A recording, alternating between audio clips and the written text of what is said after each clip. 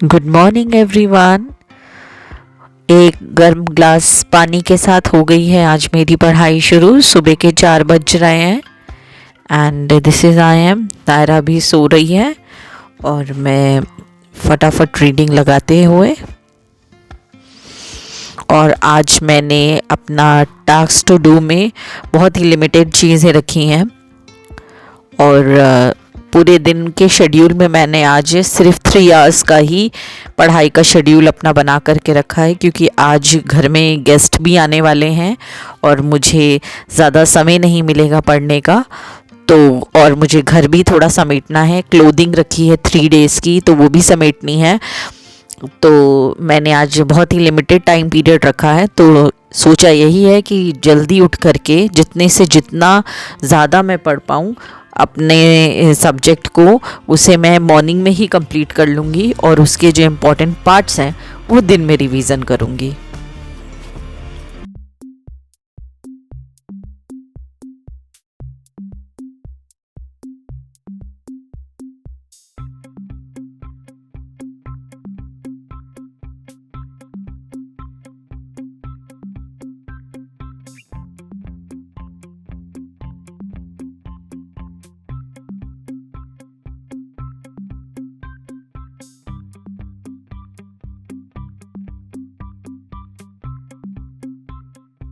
सुबह फ्रेश होने के बाद मैंने मॉइस्चराइज़र वगैरह अप्लाई किया और फिर पूजा की।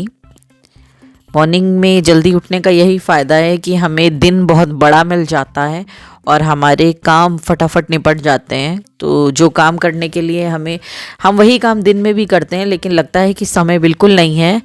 बट अर्ली मॉर्निंग उठ के जब हम वो काम करते हैं तो हमें एक डे टाइम बहुत लंबा मिल जाता है। इससे हमारे काम तो कंप्लीट होते ही जल्दी हैं, साथ में हमें दिन भी बड़ा लगने लगता है। तो यहाँ पर morning tea and boiling milk for Naira.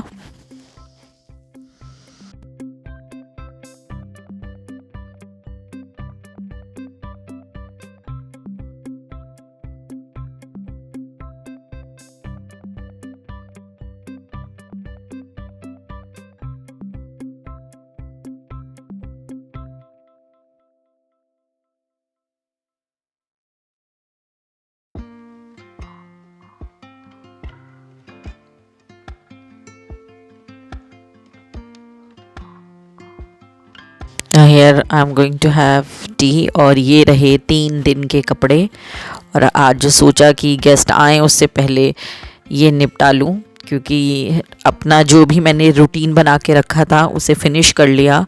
और आज का टास्क जो मॉर्निंग की पढ़ाई थी वो मैंने कर ली है। अब दिन का रिवीज़न बचा है वो मैं करूँगी, बट पहले आज इन पूरा जो 3 दिन के कपड़े हैं आज इसे समेट करके उसके बाद मैं अपना दिन की स्टडी के शेड्यूल पर आऊँगी।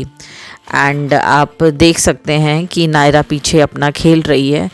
तो देखिए, घर के काम तो ऐसे हैं कि ये कभी ख़त्म होने वाले नहीं हैं, चाहे हम जितनी भी स्पीड में करें काम, they never means work will never end. और रही बात अपने टाइम को मैनेज करने की, this is up to us. अगर देखिए, अगर यही मैं सुबह देर से उठती तो जो मेरा स्टार्टिंग में मॉर्निंग का वर्क है वो नहीं हो पाता। मेरी पढ़ाई जो अभी मैं आराम से बैठ के ये कपड़े तय कर रही हूँ, ये मेरी पढ़ाई इतनी ईज़िली नहीं होती, और ये जो फटाफट काम चल रहा है ये बड़ा हेक्टिक हो जाता और मुझे टेंशन रहती कि मेरा इतना घर का काम पड़ा है और मैं पढ़ाई भी नहीं कर पाई हूँ। तो सब कुछ माइंड का खेल है। अगर हम अपने दिमाग में ये चीज़ बिठा लें कि मुझे इतना वक्त अपनी पढ़ाई को देना है और इतना वक्त अपने घर के काम को देना है, तो नथिंग इज़ इम्पॉसिबल। आप इजीली अपना काम निपटा सकते हो। तो यहाँ पर सारे कपड़े मैंने तहा लिए, आप देख लीजिए। मुझे मुश्किल से 40 मिनट्स लगा होगा। फिर दिन का खाना भी बना लिया मैंने इसी दौरान, जो बीच में मैं गायब हो रही थी स्क्रीन से, तो साथ साथ मैं खाना भी बना रही थी। तो जब मेरा खाना बन गया, फिर मैंने सोचा कि अब पैकिंग कर लेते हैं क्लोथ्स की। Hello everyone. So here I am going to share 150 days strategy for the prelims 2025 exam, which will be occur in month of June. I will give exam, or I am doing preparation for 2026, but I am making this plan for myself. Maybe if I feel that I have covered entire the things which I am giving here or half of it, then I will go this year also for the prelims. Otherwise it will be on 26, right? So I just make this strategy for myself, so I thought that I should share with you, so that it will be maybe it will beneficial for those candidates who are willing to give exam in 2025. So this is 150 day planning. So here is, today is 9, so I'm taking example of so I'm taking date of 10 Jan, then Feb is of 28 days, right? Feb, March for 31, May, April is for 30, May is for 31, and then June I am taking quite 10 to 9 days. So approx this will 151, but I am taking it as a 150 day. Okay, so let us start. So this is the time routine is for 9 to 8 hour of study. अगर आप ज़्यादा देना चाहते हो you can give, it's up to you. ये मैंने normal house wife और working women के लिए बनाया है. अगर but if you are a working women house wife, और even though you are a student और you are just aspirant and willing to give 2025 exam, तो this time table may be help to you also. क्योंकि अगर हम aspirant है तो इसका ये मतलब नहीं है कि हमारे पास कोई काम नहीं है, राइट? तो ये सबके लिए फ्रूटफुल हो सकता है अगर आप इस पैटर्न पे वर्क करना चाहते हो तो.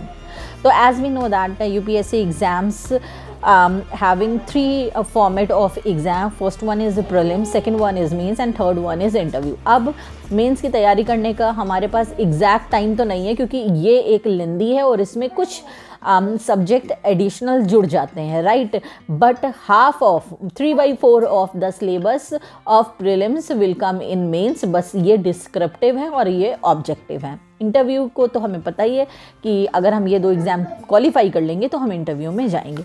अब प्रीलिम्स को अगर हम देखें तो प्रीलिम्स में क्या आता है, करंट अफेयर्स, जिसमें प्रीलिम्स 2 पार्ट में डिवाइड है. Prelims exam is divided in 2 parts. One is GS portion and another one is a CSAT. Yeah, prelim is here, which is divided into 2 part.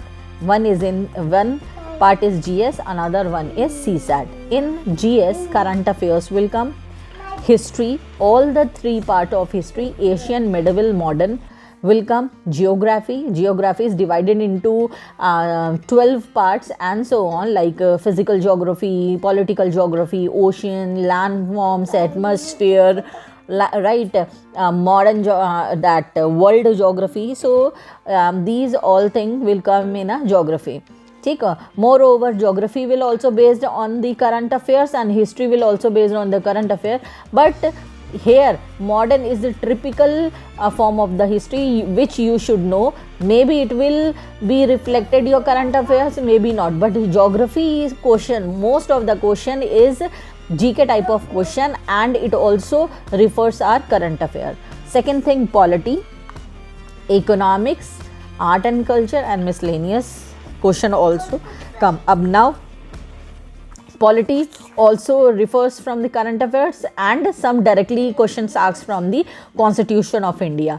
Economics is totally depend on the surveys, government schemes and all, which is clearly indicate that it is directly represent our current affairs.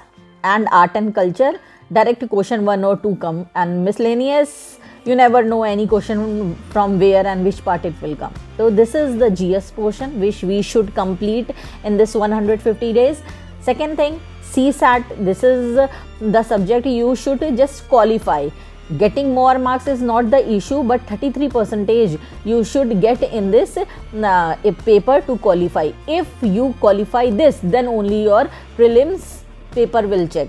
will be checked by the examiner, right? Because CSAT is mandatory. Here Hindi, English, math, reasoning, miscellaneous question came, and this is important part, because if you will clear this 33% you will get it, then only your paper 1 means GS will going to be checked by the examiners. ठीक है, तो ये paper pass out खाली करना होता है, ये इसके मार्क्स जुड़ते नहीं है, लेकिन ये इतना ज़रूरी पेपर है कि अगर ये आपने क्वालिफाई किया तभी आपका GS वाला पेपर चेक होगा, राइट? तो अगर आपका ये चीज़ स्ट्रांग है तो वेरी गुड, खाली प्रीलिम्स की तैयारी करिए। लेकिन अगर आपका ये पोर्शन स्ट्रांग नहीं है तो एटलीस्ट डेली के 2 घंटे आपको इसे देने पड़ेंगे to crack this paper. Okay, now daily का शेड्यूल, अभी हम 150 डेज में डेली का शेड्यूल क्या बना सकते हैं?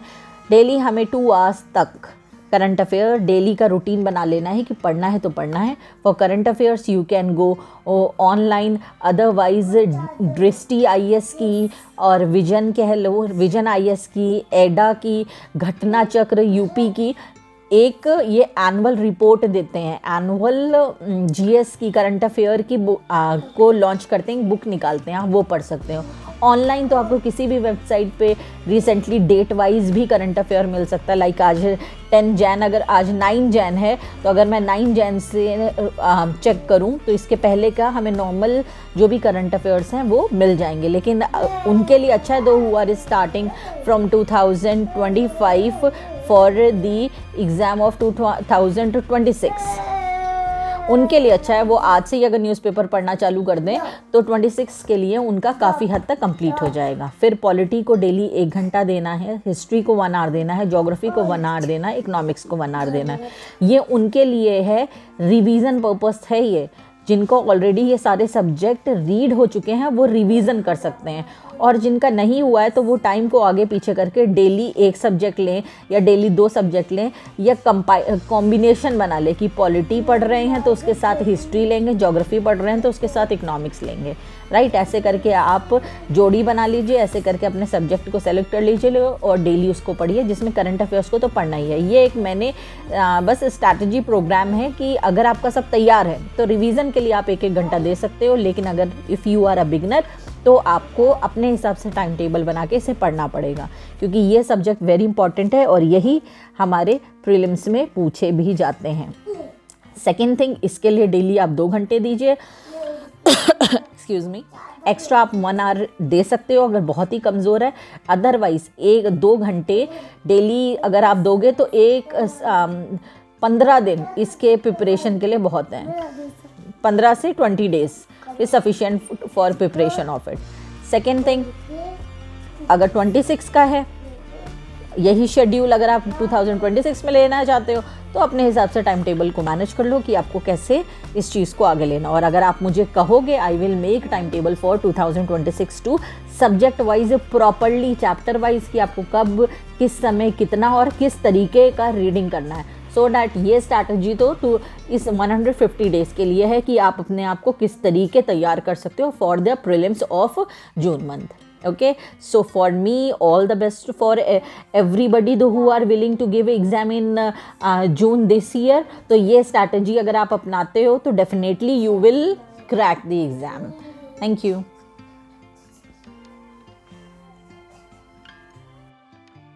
पढ़ाई का सफ़र फिर स्टार्ट हो चुका है, तो मैं बस आपसे इतना ही कहना चाहूँगी कि मुश्किलें बहुत आएंगी राहों में, मुसाफिर तुझे चलते जाना है, तेरे हर कदम पर तुझे अपने लिए अपना मुकद्दर लिखते जाना है। Then thank you so much and we will continue our study.